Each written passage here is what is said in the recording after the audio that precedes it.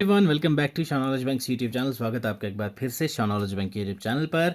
आज हम लोग देखेंगे about UN, United nation explained. ठीक है भाई साहब, इसमें हम लोग इसकी ब्रीफ हिस्ट्री जानने वाले हैं। लीग ऑफ नेशन क्या है, चार्टर एक्ट क्या चीज़ है, यूनाइटेड नेशन बना क्यों भाई साहब, वर्ल्ड वॉर वन के टाइम पे क्या चीज़ था, क्या ये वर्ल्ड वॉर वन के टाइम पे भी था, वर्ल्ड वॉर टू के टाइम पे था या नहीं था, अगर था तो क्या काम किया उन्होंने।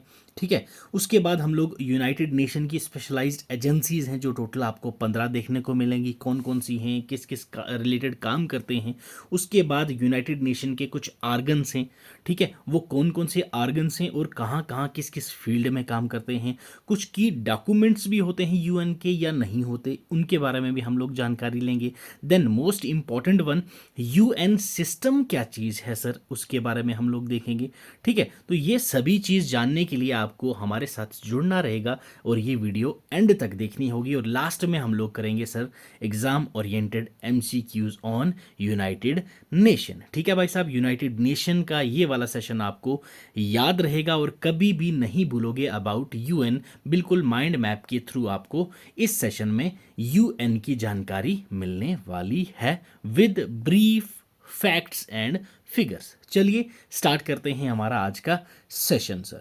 ठीक है, चैनल पे नए हो तो भाई सब्सक्राइब कर दीजिएगा और कंटेंट पसंद नहीं आ रहा तो डिसलाइक करके वीडियो सेक्शन के नीचे कमेंट करके ज़रूर से बताना कि भाई कैसे हम इम्प्रूव करें अपनी वीडियोस को। क्लियर, और इस वीडियो सेशन की भी आपको पीडीएफ जो है हमारे टेलीग्राम चैनल पे मिल जाएगी। टेलीग्राम चैनल का लिंक आपको डिस्क्रिप्शन बॉक्स में मिल जाएगा, वहाँ से आप ज्वाइन करके पीडीएफ डाउनलोड करके रिविजन कर सकते हैं और पीडीएफ को सेव करके आप अपने पास रख सकते हैं सर। ठीक है, तो चलिए स्टार्ट करते हैं हमारा आज का सेशन अबाउट यूनाइटेड नेशंस। ठीक है, पहली चीज़, यूनाइटेड नेशन चीज़ क्या है सर? ये तो सर इंटरनेशनल ऑर्गेनाइजेशन है जो हमारी मेंटेन करती है किसको, इंटरनेशनल पीस एंड सिक्योरिटी को। That's it. ठीक है सर, कब ये फाउंड की गई सर? मानते हैं भाई 1945 को। क्लियर, हेडक्वार्टर कहाँ पे है सर इसका? न्यू यॉर्क में। क्लियर, कहाँ पे है सर? न्यू यॉर्क में इसका हेडक्वार्टर है। और टोटल मेंबर्स कितने हैं सर यूनाइटेड नेशन के? तो वो मेंबर्स आपको देखने को मिलते हैं सर, कितने? 193 मेंबर्स। क्लियर, हेडक्वार्टर आपका कहाँ हो गया सर? यस, न्यूयॉर्क में। और ये एस्टेब्लिश कब की गई सर? यस, एस्टेब्लिश हुई 1945 को। क्लियर है। अब मैंने आपको स्टार्टिंग में बोला था कि भाई साहब वर्ल्ड वॉर के टाइम पे भी तो कोई चीज़ होगी। तो यस, जब वर्ल्ड वॉर वन होती है आपका कब शुरू होती है? 1914 को। क्लियर है भाई, कब वर्ल्ड वॉर वन आपकी शुरू होती है? 1914 को आपकी वर्ल्ड वॉर वन स्टार्ट होती है और जाके ख़त्म होती है कब? 1919 में, जिस ट्रीटी का नाम क्या है? Treaty of Versailles. Treaty of Versailles के तहत हमारी वर्ल्ड वॉर वन जो है वो ख़त्म होती है। और उस ट्रीटी के बाद हमारे को थोड़ी सी क्या चिंता होती है और हम बोलते हैं भाई साहब ये पीस के लिए कुछ ना कुछ हमें करना चाहिए, सिक्योरिटी के लिए कुछ ना कुछ हमें करना चाहिए। तो हम बनाते हैं लीग ऑफ नेशंस 1919 में। क्लियर है sir, treaty of Versailles 1919, League of Nations 1919। That's it. Clear है, याद रहेगा। ठीक है, अब 1919 में हम लोगों ने बना दी लीग ऑफ नेशन। अब लीग ऑफ नेशन हमारी चलती रही चलती रही चलती रही। हमने बनाई क्यों? कि भाई साहब हमने पूरी दुनिया में पीस लाना है, सिक्योरिटी लाना है, जो कि लीग ऑफ नेशन नहीं कर पाई। इसके बावजूद भी वर्ल्ड वॉर टू हो गई सर। ठीक है, वर्ल्ड वॉर टू कब स्टार्ट होती है? 1939 में। तो लीग ऑफ नेशंस का काम यहाँ पे ख़त्म हो जाता है। क्या परमानेंटली बंद कर दिया जाता है कि भाई साहब हम तो ना कर पाए यार, अब क्या किया जाए। अब जब वर्ल्ड वॉर टू को प्रिवेंट नहीं कर पाए, इनका तो मेन काम ही था पीस और सिक्योरिटी को मेंटेन करना पूरे वर्ल्ड में। क्लियर है, तो ये हो नहीं पाया, वर्ल्ड वॉर टू हो गई। तो इन्होंने बोला भाई इसको हम करते हैं क्लोज, दोबारा से एक नई ऑर्गेनाइजेशन का गठन करते हैं। उस ऑर्गेनाइजेशन का नाम रख देते हैं हम क्या? United Nation. ठीक है, जिसको हम लोगों ने as a successor of League of Nations नाम दिया और बना दी हमने यूनाइटेड नेशन कब? 1945 को। क्लियर, यहाँ तक समझ आई सर पूरी हिस्ट्री, कैसे हमारी लीग ऑफ नेशन थी और क्यों बनाई गई थी। उसके बाद उस टाइम पे मेंबर्स कितने सर? 51 मेंबर्स थे, याद रखिएगा। 5 जो थे इनके परमानेंट मेंबर्स थे और बाकी जो 46 जो थे वो इनके बाकी के मेंबर्स हुआ करते थे 1945 के बाद। क्लियर है सर, याद रहेगा इतना? ओके, तो चलो अब चलते हैं आगे। हमारा यूएन का गोल क्या है? बाकी बाद में हम इन डेप्थ भी जाएंगे, टेंशन नहीं लेनी है आपने। गोल ऑफ यूएन, ठीक है, यूएन के मेन गोल्स क्या हैं, यूएन ने बनाया क्यों गया था। पहली चीज़ मैंने अभी बताई आपको, ग्लोबली पीस और सिक्योरिटी को मेंटेन करना है, ठीक है। दूसरी चीज़, यूएन जो है वो सारे नेशंस के अमंग फ्रेंडली रिलेशन डेवलप करती है कि भाई साहब हमें क्या है, एक दूसरे के साथ फ्रेंडली रहना चाहिए, एक दूसरे के साथ मिलके रहना चाहिए, ये जो वॉर है इन सब से दूर रहना चाहिए, ठीक है, तो पीसफुली रहना चाहिए हमें। तो ये किसका काम है, यूएन का काम है। थर्ड काम क्या करता है ये, इंटरनेशनल कॉपरेशन में ये बहुत बड़ा रोल प्ले करता है सभी नेशंस के बीच। कहीं कोई कन्फ्लिक्ट हो तो कौन रिजॉल्व करवाता है, यूएन करवाता है। कहीं कोई वॉर हो रही है, कौन रिजॉल्व करवाता है, यूएन सॉल्व करवाता है, ठीक है सर। तो कोई भी इंटरनेशनल प्रॉब्लम हो तो वो सॉल्व करवाने का, अगर बीच में हमें कोई बिचौलिया है तो वो कौन बिचौलिया है हमारे पास, तो यूएन है सर हमारे पास, क्लियर।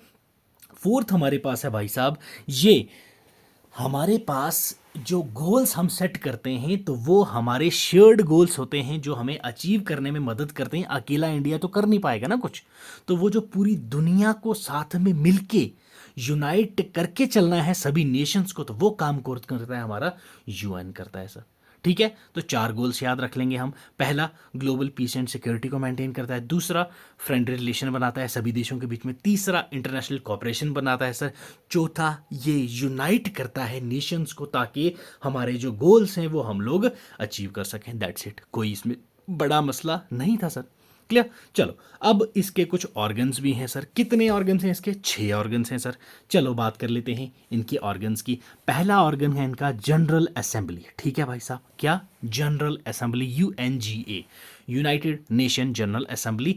कोई भी नया मेंबर अगर इसमें ऐड होगा तो वो जनरल असेंबली की वोटिंग से होता है, क्लियर है भाई साहब। जनरल असेंबली की वोटिंग से ही होता है, वो वोट करेंगे तो ही जाके वो बंदा ऐड हो पाएगा, क्लियर है सर। क्या इंडिया इनका परमानेंट मेंबर है यूएन का, यस और नो, कमेंट सेक्शन में बताओ, आगे आपको इसकी भी डिटेल मिलेगी sir. Second, UNSC, United nation security council, ये भी इनका मेन ऑर्गन है सर, ठीक है भाई साहब, ये रेजोल्यूशन वगैरह पास करता है, ठीक है। नेक्स्ट, थर्ड है आपके पास इंटरनेशनल कोर्ट ऑफ जस्टिस, ठीक है। जब आपको कहीं पे जस्टिस नहीं मिलता तो यूएन आपको जस्टिस दिखाता है, दिलाता है अपने इंटरनेशनल कोर्ट ऑफ जस्टिस। ये वो कोर्ट है, जैसे इंडिया का कोर्ट कौन सा है, सुप्रीम कोर्ट, पूरी दुनिया का कोर्ट कौन सा होगा, international court of justice, clear. Fourth आपके पास यूएन सेक्रेटरीट, ये आपका फोर्थ ऑर्गन है आपके यूएन का। फिफ्थ आपके पास इकोनॉमिक एंड सोशल काउंसिल, ठीक है। इकोनॉमिक और सोशल मुद्दा हो तो उससे रिलेटेड काउंसिल कौन करता है भाई, economic and social council, UNESC, clear. Next आपके पास ट्रस्टीशिप काउंसिल, ठीक है भाई साहब, यहाँ पे आप पार्टनरशिप कर सकते हैं, जुड़ सकते हैं किसी भी काउंसिल के साथ, तो ये आपकी ट्रस्टी काउंसिल काम करती है, ठीक है। यहाँ तक समझ आई, ऑर्गन्स पढ़ लिए, गोल्स पढ़ लिए, हिस्ट्री देख ली हम लोगों ने मोटी मोटी। अब चलते हैं सर आगे कि स्पेशलाइज्ड एजेंसी क्या है यूएन की। देखो यूएन की एट प्रेजेंट अगर हम बात करें तो 15 स्पेशलाइज्ड एजेंसीज है, ठीक है। 15 क्या है, स्पेशलाइज्ड एजेंसीज। ये एजेंसी डिफरेंट डिफरेंट फील्ड में बनाई गई हैं और ये एजेंसी डिफरेंट डिफरेंट फील्ड में काम करती हैं सर, ठीक है। कोई है जिनका फंड से रिलेटेड काम है, कोई है जिनका हेल्थ से रिलेटेड काम है, कोई है जिनका लेबर से रिलेटेड काम है, कोई है जो एग्रीकल्चर को डेवलप कर रहे हैं सर, ठीक है, कोई है यहाँ पे जो टूरिज्म को प्रमोट कर रहा है। तो ये डिफरेंट डिफरेंट फील्ड में हम लोगों ने स्पेशलाइज्ड ऑर्गन एजेंसीज जो बनाई हैं उनको हम लोग बोलते हैं specialized agencies of United Nations. चलो वन बाय वन देखते हैं कौन कौन सी एजेंसीज हैं। United Nations Educational Scientific and Cultural Organization, UNESCO, clear. UNESCO इनकी पहली स्पेशलाइज्ड एजेंसी है। यूनेस्को वर्ल्ड हेरिटेज साइट्स वगैरह जो होती हैं वो कौन देता है भाई साहब, यूएन की एक पेरेंट या फिर आप अम्ब्रेला एजेंसी कह सकते हो इसको, that is UNESCO, simple. Second one है आपके पास फूड एंड एग्रीकल्चर ऑर्गेनाइजेशन, जिनको आप शॉर्ट में एफएओ भी कहते हैं। थर्ड वन आपके पास आती है सर वर्ल्ड बैंक। फोर्थ है इंटरनेशनल मॉनेटरी फंड। फिफ्थ आपके पास World Meteorological Organization, WMO, clear. Sixth one is international international maritime organization. अब मैरीटाइम ऑर्गेनाइजेशन कौन सी है सर, बाकी तो नाम से आपको पता चल गया। मैरीटाइम ऑर्गेनाइजेशन वो है सर जो आपकी समुद्री मैरीन एरिया की ऑर्गेनाइजेशन में काम करता है, ऑर्गेनाइज करता है कि समुद्री एरिया में कहाँ पे हमें क्या करना चाहिए, कौन सी स्कीम लागू करनी चाहिए, कहाँ से किसको हम लोग मैरीन लाइफ को प्रोटेक्ट कर सकते हैं, तो वो किसका काम है, आईएमओ का काम है। सेवंथ वन इज वीपो। वीपो stands for world intellectual property organisation. Eighth one is world Health organisation. ये कोविड के टाइम पे आपको पता ही है कितना इंपॉर्टेंट रोल प्ले करता था World Health Organization. Ninth one is International Labour Organization, ठीक है। टेंथ है आपके पास भाई साहब UNWTO World Tourism Organization. Eleventh है आपके पास International Fund for Agricultural Development IFAD। Twelfth one is United Nations Industrial Development Organization, UNDO जिसको आप बोलते हैं, ठीक है भाई साहब। 13 आपके पास आते हैं यूनिवर्सल पोस्टल यूनियन एंड 14 था आपके पास इंटरनेशनल टेलीकम्युनिकेशन यूनियन। 15 था आपके पास इंटरनेशनल सिविल एविएशन ऑर्गेनाइजेशन। तो आप देख सकते हैं ये जो 15 ऑर्गेनाइजेशन हैं ये आपकी मोटी मोटी हर एक फील्ड में काम करती हैं, हर एक उस डिपार्टमेंट में काम करती हैं जो कि पूरी दुनिया को जोड़ के रखता है, जो कि पूरी दुनिया को क्या करता है, इकट्ठा शेयर्ड एज अ शेयर्ड जो यूनिटी है उनकी शेयर्ड गोल्स जो है वो अचीव करने में मदद करते हैं ये 15 एजेंसीज, ठीक है। अब यूएन सिस्टम क्या है सर, मैंने स्टार्टिंग में आपको बोला था यूएन सिस्टम के बारे में देखेंगे। यूएन सिस्टम इज नथिंग, इसको आप यूएन फैमिली कह सकते हैं सर, ठीक है। यूएन फैमिली ये वो एजेंसीज हैं जो प्रोग्राम लॉन्च करती हैं या फिर फंड्स देती हैं, ये वो स्पेशलाइज एजेंसीज हैं। कितनी हैं, 6 एजेंसीज हैं सर जो आपकी स्पेशल क्या होती हैं सर, जो आपकी स्पेशली कोई फंड्स रेज करती हैं किसी नेशन के लिए या फिर किसी कॉन्टिनेंट के लिए या फिर किसी कॉज के लिए, या फिर ये वो हैं जो प्रोग्राम्स वगैरह लॉन्च करती हैं कि भाई साहब हमें किसी चीज़ की डेवलपमेंट करनी है, किसी चीज़ को अपलिफ्ट करना है, किसी कम्युनिटी को अपलिफ्ट करना है, किसी कंट्री को अपलिफ्ट करने की ज़रूरत है, तो ये यूएन फैमिली काम आता है। क्योंकि यूएन की फैमिलीज़ कितने मेंबर कंट्रीज़ हैं, 193, ठीक है सर। तो चलो बात करते हैं अब फंड और प्रोग्राम्स जो आपके यूएन चलाता है वो आपके कौन कौन से होती हैं। पहला UNDP that is United Nation Development Programme, ठीक है। नेक्स्ट आपके पास UNEP United Nation Environment Programme. कोई भी एनवायरनमेंट से दिक्कत आएगी तो UNEP टैकल करती है सर, ठीक है। डेवलपमेंट के रिलेटेड कोई दिक्कत आएगी UNDP टैकल करेगी सर। अब कोई बच्चों के रिलेटेड दिक्कत आ जाती है जहाँ पे माल न्यूट्रिशन हो जाती है, ठीक है भाई साहब, बच्चों के एजुकेशन का कोई दिक्कत आ जाती है, आपको यूनिफॉर्म देनी है फ्री में, ठीक है, बुक्स वगैरह प्रोवाइड करनी है, तो वो कौन काम करता है, that is UNICEF United Nation Children's Fund, clear. उसके बाद आपका पॉपुलेशन फंड के रिलेटेड भी एक आपकी एजेंसी है that is United Nations population fund, okay. फिर आपके पास भाई साहब कोई वॉर हो गई तो वहाँ से लोग क्या है रेफ्यूजीज एक दूसरे से एक जगह से दूसरी जगह जाते हैं, तो वो कौन टैकल करेगा, United Nation Human Settlements Programme, ठीक है। अब कहीं पे भुखमरी चल रही है किसी देश में, जैसे अफ्रीका की काफ़ी बुरी हालात है, तो वहाँ यूएन काफ़ी हेल्प भी करता है, तो वहाँ कौन देखेगा भाई साहब, वर्ल्ड फूड प्रोग्राम। तो ये आपकी क्या थे, यूएन के सिस्टम जिनको आप फैमिली यूएन फैमिली भी कह सकते हैं, ठीक है भाई। अब यूएन के कोई की डॉक्यूमेंट्स हैं जो आपको याद रखने हैं, 3, universal declaration of human rights, convention on rights of child and UN charter, okay. याद रखिएगा ये 3 इनके की डॉक्यूमेंट्स हैं, यूएन के एग्जाम में पूछे जा सकते हैं डायरेक्टली। चलो अब थोड़ी सी डिटेल में बात कर लेते हैं भाई। यूएन की यूनाइटेड नेशन जो है एक ऑर्गेनाइजेशन है जो फाउंड करेगी कब सर, 1945 में, ठीक है। तो कितने मेंबर्स हैं इसके, 193 यूएन के मेंबर्स हैं सर। तो याद रखिएगा ये सभी के सभी जनरल असेंबली की, यूएन जनरल असेंबली UNGA जो आपका एक ऑर्गन है यूएन का ही, तो उसके मेंबर्स होते हैं सारे के सारे। जब भी कोई नया मेंबर एडमिट किया जाएगा तो वो आपकी सिक्योरिटी काउंसिल जो है वो रिकमेंड करेगी और उसको 2/3 वोट जो है जनरल असेंबली से मिलेंगे तो ही जाके वो मेंबर बन सकता है। याद रखिएगा यूएन का हेडक्वार्टर कहाँ पे है सर, न्यूयॉर्क में, क्लियर है, न्यूयॉर्क में आपको इनका हेडक्वार्टर देखने को मिलता है। अब लीग ऑफ नेशन की हम लोगों ने बात कर ली already sir. League of Nation जो है ट्रीटी ऑफ वर्सलीज के बाद हम लोगों ने 1919 में बनाया था, हाँ, जबकि ये सक्सेस नहीं हो पाया, दैट्स वाई हम लोगों ने वर्ल्ड वॉर 2 के बाद इसका नाम खत्म करके इसका ही सक्सेसर यूएन ला दिया, तो जिसको हम लोग यूनाइटेड नेशन नाम से जानते हैं, ठीक है सर। कब बनाया था, डेट याद रख लीजिएगा, 24 अक्टूबर, ठीक है, अक्टूबर 24, 1945 5 को हम लोगों ने क्या बनाया सर, यूनाइटेड नेशन, उसका हमारा प्राइमरी टास्क क्या दिया कि वर्ल्ड की पीस और फ्यूचर जनरेशन को इवल वॉर से हम लोगों ने बचाना है। ये हमारी यूएन का क्या था, मेन टास्क था सर। ठीक है, अब हिस्ट्री और बर्थ देख लेते हैं यूएन का हुआ कैसे। अगस्त 1941 में जो अमेरिका के प्रेसिडेंट थे फ्रैंकलिन डी रूजवेल्ट, ओके, ये British prime minister Winston Churchill के साथ एक मीटिंग करते हैं, कहाँ पे, नेवल शिप के ऊपर प्लेसेंटा बे में, जो आपको कनाडा में देखने को मिलता है।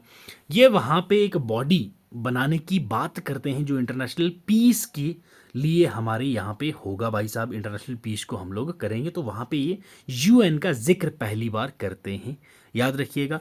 और ये जो टर्म है United nation, first time coin किसने की, याद रखना, प्रेसिडेंट रूजवेल्ट ने, फ्रैंकलिन डी रूजवेल्ट जो ऑस्ट्रेलिया के प्रेसिडेंट थे उस टाइम के, ठीक है, उन्होंने ये टर्म की दिसंबर 1941 में कॉइन करी पहली बार कि भाई साहब हमारी जो एलीड हैं इनको एक्सेस पावर के अगेंस्ट यूज़ करना है, ये तो हमें यूएन बनाना पड़ेगा पीस वगैरह के लिए, ये सब तो हमें करना पड़ेगा भाई साहब। तो पहली बार जो डिक्लेरेशन साइन होती है सर, ठीक है, जनवरी 1 1942 को, जहाँ पे 26 एलीड नेशंस के जो हैं मेंबर्स मिलते हैं वॉशिंगटन में और साइन करते हैं डिक्लेरेशन ऑफ यूनाइटेड नेशन। और ये किसके लिए होता है, वॉर ऑब्जेक्टिव्स के लिए, किसका, स्पेशली एलीड पावर्स की, क्योंकि ये सारे कौन हैं, एलीड पावर्स हैं, किसके अगेंस्ट लड़ रहे हैं, एक्सेस पावर्स के अगेंस्ट लड़ रहे हैं sir.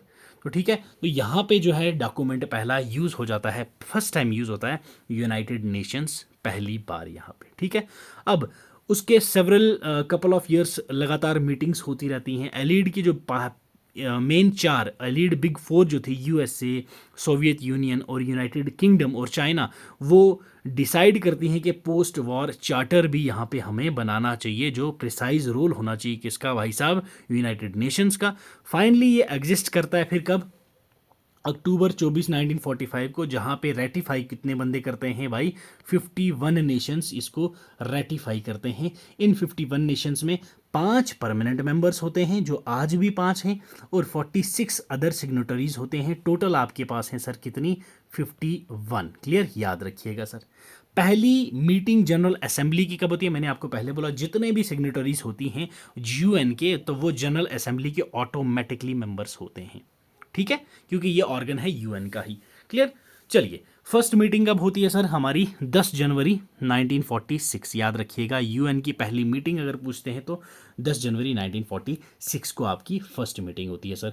Main organs of UN मैंने आपको अभी बताए थे, UNGA that is United nation general assembly, UNSC United nation security council, international court of justice, UN secretariat, economic and social council, trusteeship council. ठीक है भाई साहब, ये सभी के सभी एस्टेब्लिश किया हमने 1945 को ही, जब हम लोगों ने यूएन फाउंड करा। क्लियर है, चलिए, की डॉक्यूमेंट्स की बात करी थी मैंने आपको, तो ये मैंने आपको बता दिए थे। देन हम लोगों ने स्पेशलाइज्ड एजेंसी की बात करी थी, तो कितनी है स्पेशलाइज्ड एजेंसीज भाई, तो ये आपकी 15 हैं। इन सब की भी हम लोगों ने बात कर ली थी, बाकी आपको पीपीटी में आपको ये सभी मिल जाएंगे। तो ये सारी क्या है, यूएन की एम्ब्रेला है। ठीक है, याद रखिएगा, यूएन की एम्ब्रेला है।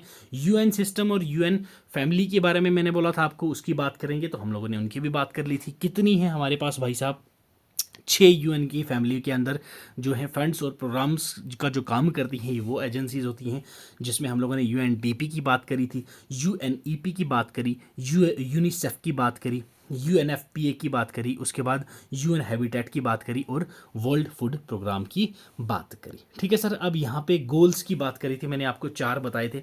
पहला था पीस और सिक्योरिटी, दूसरा फ्रेंड रिलेशन, तीसरा इंटरनेशनल कॉपरेशन, चौथा क्या है सर हमारे पास, यस, यूनिटी। ठीक है, यूनिटी अमंग्स नेशंस, ताकि हमारा कोई भी जो गोल्स वगैरह है वो हम लोग क्या कर सकें, अचीव कर सकें। अब मेन मुद्दा यहाँ पे क्या आता है सर, हमारे यूएन की अचीवमेंट्स क्या हैं। यूएन कब से करे जा रहे हो, यूएन ने क्या कर लिया ऐसा, तो अब देखते हैं सर। पहली चीज़, यूएन ने अचीव क्या किया, एक्सपेंशन ऑफ मेंबरशिप। जब हमारा यूएन कॉम्प्रोमाइज़ था 51 मेंबर्स का, कब, 1945 में। अब डीकोलोनाइजेशन हुआ जब, तो उस डीकोलोनाइजेशन के वजह से मेंबरशिप में जो क्या है, एक्सपेंशन हुआ। आज की डेट में हमारे जो हैं 193 कंट्रीज़ इसके मेंबर हैं। 51 पहले थे, 193 कंट्रीज़ अब मेंबर्स हैं यूएन की। क्लियर है सर। अब यूएन का स्कोप क्या है सर, यूएन का स्कोप जो है वो भाई साहब एक्सपैंड हुआ है ग्लोबल लेवल तक, ठीक है भाई साहब, चाहे वो हेल्थ हो, इन्वायरमेंट हो, चिल्ड्रन की बात हो, वुमेन एम्पावरमेंट की बात हो, तो हर एक लेवल में, हर एक फील्ड में यूएन जो है आपका काम करता है, ठीक है सर। हेल्थ की बात की जाए यहाँ पे 1948 में United World Health Organization UN जो है अपना एक अम्ब्रेला स्टार्ट करता है। अब ये जो है कम्युनिकेबल डिजीज़ेस को टैकल करने में लग गया कि स्मॉल पॉक्स है, मलेरिया है, एचआईवी है, तो इन सब को हम लोगों ने क्या करना है भाई साहब, एरेडिकेट करना है।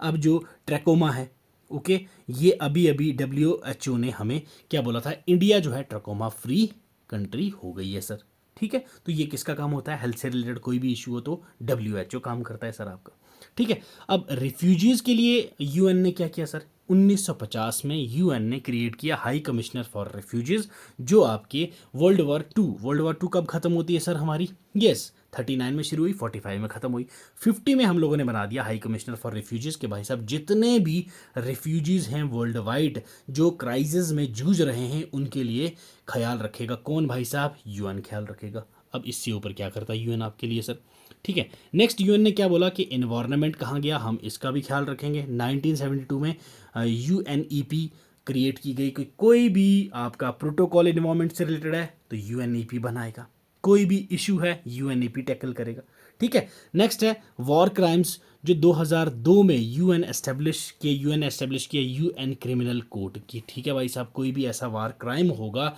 जो फैसला कहीं पे नहीं हो सकता तो वो हम लोग यूएन क्रिमिनल कोर्ट में करेंगे। तो जो भी कमिटेड वॉर क्राइम्स होंगे, जीनोसाइड्स होंगे, अदर एट्रोसाइड्स होंगे, तो वो सारी की सज़ा कहाँ दी जाएगी, यूएन क्रिमिनल कोर्ट में दी जाएगी।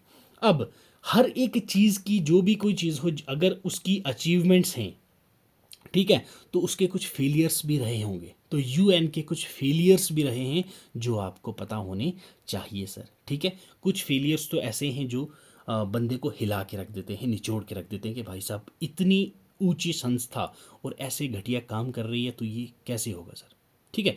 पहला फेलियर क्या है इनका कि इतनी बड़ी ऑर्गेनाइजेशन, इतनी बड़ी संस्था होके फिर भी कुछ कॉन्टिनेंट ऐसे हैं जिनका कोई मेंबर ही नहीं है, ठीक है। जैसे यूएन अब अनरिप्रेजेंटेटिव है, पर्टिकुलर अगर हम लोग देखें ग्लोबल साउथ में, ठीक है। साउथ अफ्रीका की बात करें तो वहाँ पे इनका कोई भी मेंबर नहीं है यूएन में, तो ये यूएन का एक बहुत बड़ा फेलियर है। नेक्स्ट, अब 1994 में यूएन जो है वो फेल हो गया किस में, जो रवांडा का जेनोसाइड हुआ था उसको रोकने में, तो ये भी यूएन की एक बहुत बड़ी फेलियर था सर।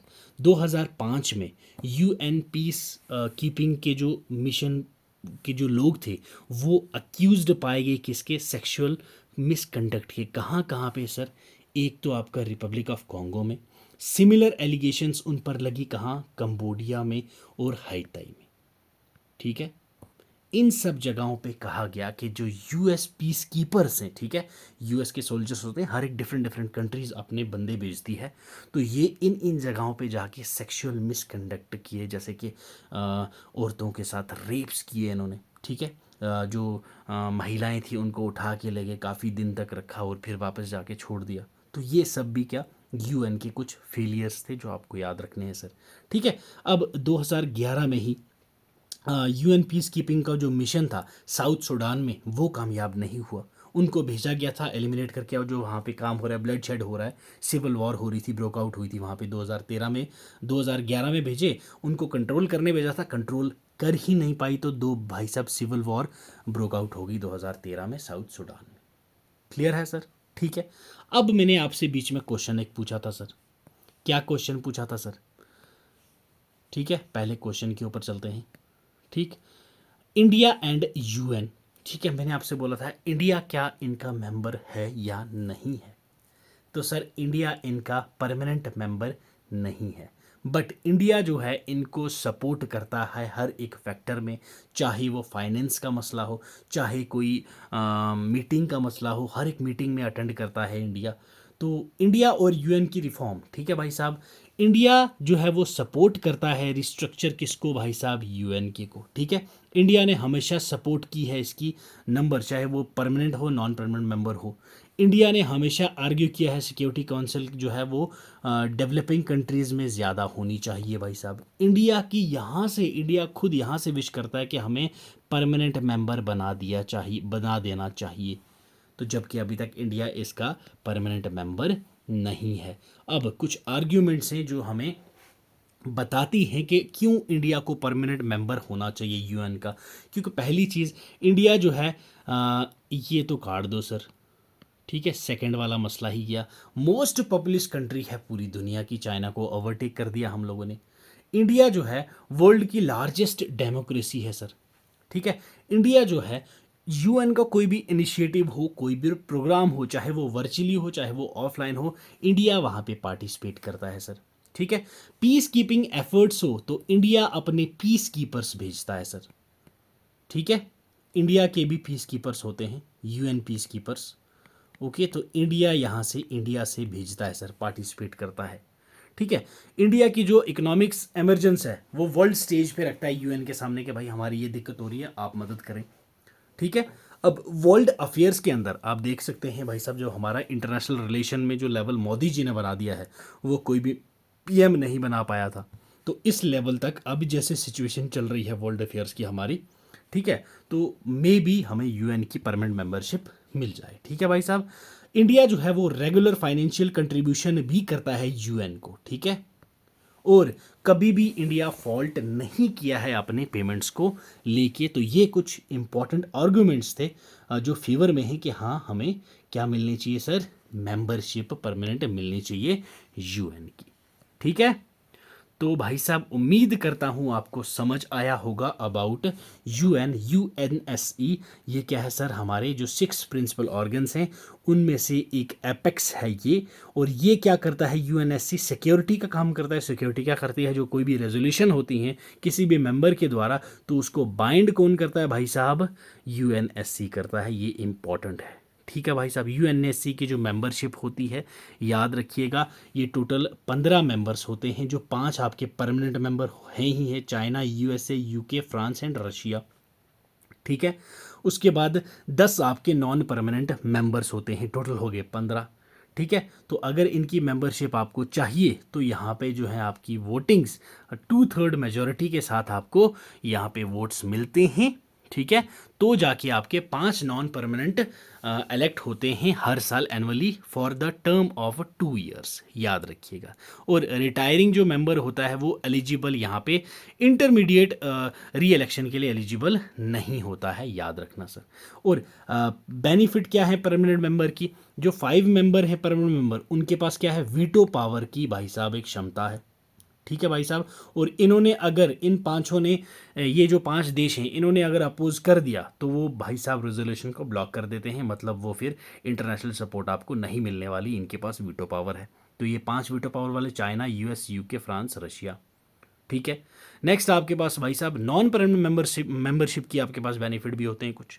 तो ये यूएनएससी की प्रेसिडेंसी पहले तो मंथली चेंज होती है यूएनएससी की, ठीक है। तो अब ये जो है प्रेसिडेंसी भी होल्ड कर सकते हैं और मीटिंग का एजेंडा भी सेट कर सकते हैं नॉन परमानेंट मेंबर जो होता है भाई साहब, ठीक है। और वर्किंग ग्रुप्स और यूएनएससी की जो कमेटीज होती हैं उनको भी ये लीड कर सकते हैं, कौन, नॉन परमानेंट मेंबर्स भी, ठीक है सर। और नेक्स्ट तो कुछ है नहीं, इंडिया एंड यूएनएससी। इंडिया जो है अभी तक 5 परमानेंट मेंबर में से नहीं है जिनके पास वीटो पावर होनी चाहिए, बट 2021 में इंडिया जो है वो इलेक्ट हुआ था as a non permanent member. कौन से टाइम पे भाई, for the 8th time India 2021 में 8th टाइम के लिए यूएनएससी का नॉन परमानेंट मेंबर रह चुका है। मतलब कि इंडिया 8 बार नॉन परमानेंट मेंबर रह चुका है। और नॉन परमानेंट मेंबर 2 साल के लिए रहता है, याद रखिएगा। 2/3 वोट से आपका ये बनता है भाई साहब, क्लियर है। मेन ऑर्गन मैंने आपको बता दिए हैं क्या है क्या नहीं है। तो बाकी चलिए अब चलते हैं भाई हमारे क्वेश्चंस के ऊपर। उम्मीद करता हूँ भाई आपको यूएन का जो पोर्शन है वो क्रिस्टल क्लियर हो गया होगा, कैसे बना, ऑर्गेनाइजेशंस क्या क्या हैं इसकी भाई साहब, ऑर्गन्स कौन कौन से हैं।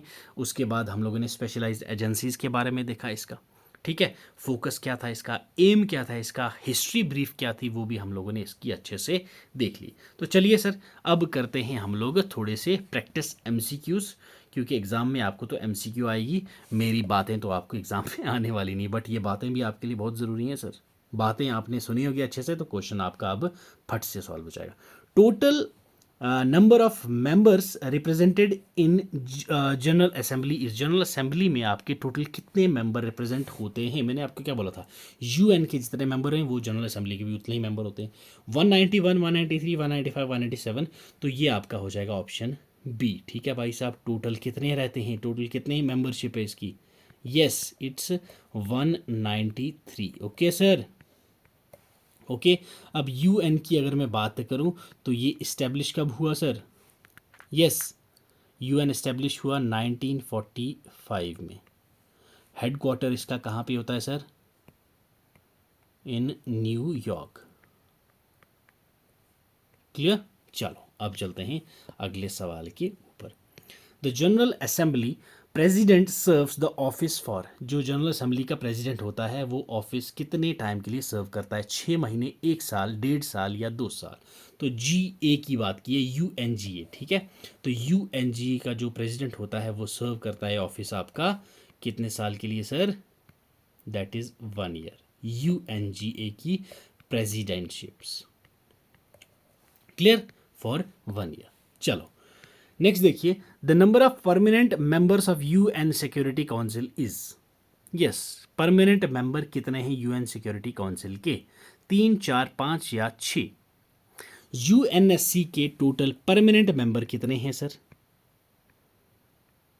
ओके, ये आपसे पूछा गया है। परमानेंट आपके रहते हैं 5 मेंबर। उसके बाद नॉन परमानेंट मेंबर आपसे पूछा तो कितने हैं सर? 10 हैं सर। टोटल आपके पास कितने होते हैं? 15 सर। क्लियर? क्या इंडिया नॉन मेंबर रह चुका है, non permanent member? Yes, India non permanent member रह चुका है। कितनी बार? 8 टाइम। क्लियर? 8 टाइम इंडिया जो है वो नॉन परमानेंट मेंबर रह चुका है। तो ऑप्शन आपका हो जाएगा सी यहाँ पे correct answer for this particular question sir. चलिए नेक्स्ट क्वेश्चन देखिए, the number of permanent member of UN security Council is the number of non permanent members of UN security council. ठीक है भाई, परमानेंट देख लिया, अब हमने पूछ लिया कौन से नॉन परमानेंट कितने होते हैं। अभी में हमने डिस्कस कर लिया सर ये क्वेश्चन, 8, 10, 12 या 14। तो इट्स ऑप्शन बी। ठीक है भाई साहब, 10 होते हैं, ये हमने अभी अच्छे से देख लिया सर। चलिए, विच of the following is not permanent member of security council, इनमें से सिक्योरिटी काउंसिल का परमानेंट मेंबर कौन सा नहीं है? क्या फ्रांस है, क्या चाइना है, क्या जर्मनी है, क्या यूके है? यस, तो इट्स ऑप्शन सी। तो जो इन्होंने नॉट परमानेंट पूछा था, ठीक है भाई, कि कौन सा परमानेंट नहीं है। क्लियर? चले सर, अब चलते हैं अगले सवाल के ऊपर। The head office of international court of justice is situated at. Yes, head office आपका इंटरनेशनल कोर्ट ऑफ जस्टिस जो है आईसीजे का कहाँ पे आपको देखने को मिलता है? ये आपसे पूछा है सर। जिनेवा, हेग, न्यूयॉर्क या पेरिस? यस, तो ये आपको देखने को मिलता है हेग में। ओके, ऑप्शन बी हो जाएगा आपका करेक्ट आंसर। आईसीजे का जो आपका हेडक्वार्टर है, ठीक है क्या सर? आईसीजे, इसका जो आपका क्या पूछा गया है? हेडक्वार्टर। ओके, हेडक्वार्टर, तो ये आपको हेग में देखने को मिलता है। Okay, Hague. चलिए आए सर नेक्स्ट क्वेश्चन के ऊपर। अगला सवाल आपसे पूछा गया है, विच of the following is not main organ of UN. UN का इनमें से मेन ऑर्गन कौन सा नहीं है? ये आपसे सर क्वेश्चन पूछा गया है। इंटरनेशनल कोर्ट ऑफ जस्टिस बिल्कुल सर है। इकोनॉमिक एंड सोशल काउंसिल बिल्कुल है सर। सेक्रेटरीट बिल्कुल है सर। 3 हो गए। फोर्थ आपका आता है सर आपके पास यूएनएसई। फिफ्थ आपके पास आता है सर यूएनजीए। सिक्स्थ आपके पास क्या आता है sir? Trusteeship council. Okay, trusteeship council. Clear? पहला आपके पास आ गया ये, दूसरा आ गया ये, तीसरा आ गया ये, चौथा, पांचवा, छठवां। तो टोटल ऑर्गन्स कितने होते हैं सर? टोटल 6। ओके, तो आपका जो IMF है ये आपका नहीं होता। तो आपका सही आंसर यहाँ पे क्या हो जाएगा सर? Option D. ठीक है, ऑप्शन डी है आपका करेक्ट आंसर। यहाँ नॉट पूछा गया था सर। क्लियर? चलो अब चलते हैं आगे। UN day is celebrated every year on. UN day जो है आपका हर साल कब सेलिब्रेट किया जाता है? तो UN पहले आपको ये पता होना चाहिए कि UN जो है आपका ये एस्टेब्लिश कब हुआ सर? तो ये हुआ 24 अक्टूबर 1945 को एस्टेब्लिश हुआ। तो यही वो डे है जो डे हम लोग बनाते हैं एज अ UN डे। ठीक है सर, ऑप्शन सी हो जाएगा आपका correct answer for this particular question. ठीक है, चलिए नेक्स्ट देखिए, which of the following is not a function of United Nations Development Programme. इनमें से यूनाइटेड नेशन डेवलपमेंट प्रोग्राम का कौन सा फंक्शन नहीं होता है? Clear, protect refugees world wide, poverty reduction, crisis prevention and recovery, energy and environment. तो development programme जो है भाई साहब ये कभी भी आपका रिफ्यूजीज से रिलेटेड काम नहीं करता। ठीक है, तो ऑप्शन ए हो जाएगा आपका करेक्ट आंसर। क्लियर है सर, रिफ्यूजीज के लिए हमने हाई कमीशन बनाई हुई थी जो हमने 1950 में बनाया था सर। ठीक है, 1945 में आपका जो वर्ल्ड वॉर 2 हुई थी उसकी वजह से जो डिस्प्लेस लोग हुए थे तो उनके लिए हमने बनाई थी क्या भाई साहब? High commission for refugees. ठीक है, चलो आ जाए सर अगला सवाल। विच of the following UN agencies focuses on poverty reduction and the improvement of living standards world wide. इनमें से कौन सी एजेंसी है भाई साहब जो पॉवर्टी रिडक्शन और लिविंग स्टैंडर्ड्स को इम्प्रूव करने की बात करता है पूरी दुनिया में? तो बताएं। Yes, world bank, IMF, WHO या फिर ILO। यस, तो भाई साहब ये जो क्वेश्चन है आपका, ये क्वेश्चन नंबर है आपका 10। ओके, तो कुछ तो आप भी पार्टिसिपेट करिए सर, सारा कुछ मैं ही थोड़ी बताऊंगा। ओके, तो क्वेश्चन 10th का आंसर आप लोग मुझे देंगे सर कमेंट सेक्शन में। ओके भाई, तो कमेंट्स रुकने नहीं चाहिए। ठीक है, जितने भी लोग वीडियो देख रहे हैं इसका आंसर ज़रूर से देंगे और साथ साथ में ही जितने आप लोग आंसर देंगे कमेंट सेक्शन में उतनी आपकी अच्छे से प्रैक्टिस होती है, उतना आपको वो सवाल अच्छे से आपके दिमाग में छप जाता है। ठीक है सर, तो ये था ऑल अबाउट UN और उसके ऑर्गन्स के बारे में, उसके ऑर्गेनाइजेशंस के बारे में, उसकी स्पेशलाइज्ड एजेंसीज़ के बारे में। तो उम्मीद करता हूँ UN का जो पोर्शन है, UN का जो टॉपिक है आपको अच्छे से समझ आया होगा। अगर आपको समझ नहीं आई है तो सर आप मुझे कमेंट सेक्शन में बता सकते हैं, तो आपके लिए बार बार हम बनाएंगे, एक नई वीडियो ले आएंगे। आप बताइए कि हमें कहाँ पे थोड़ी सी अपडेट करने की ज़रूरत है, तो वो हम लोग दोबारा से चेंज करके आपके लिए दोबारा वीडियो ले आएंगे सर। ठीक है, तो चैनल पे नए हो तो भाई सब्सक्राइब आप कर देना, और अच्छे लोग आप लोग अभी तक तो सब्सक्राइब कर भी दिया होगा। इसकी भी PDF आपको कहाँ मिलेगी? हमारे टेलीग्राम चैनल पर। टेलीग्राम चैनल का लिंक आपको डिस्क्रिप्शन बॉक्स में मिल जाएगा, वहाँ से आप जाके ज्वाइन कर सकते हैं। और हमारा X अकाउंट जाके ज्वाइन कर लीजिएगा। डेली करंट अफेयर्स प्लस यहाँ पे आपको माइंड मैप्स भी मिल जाएंगे, बड़े प्यारे प्यारे, किसके? GS और करंट अफेयर्स के। Clear, mind maps of GS plus CA that is current affairs. ठीक है, ओके सर, चलो अब लेता हूँ मैं आपसे अलविदा। मिलते हैं अगली क्लास में, तब तक आप पढ़ते रहें, खुश रहें। God bless you, keep learning, keep sharing.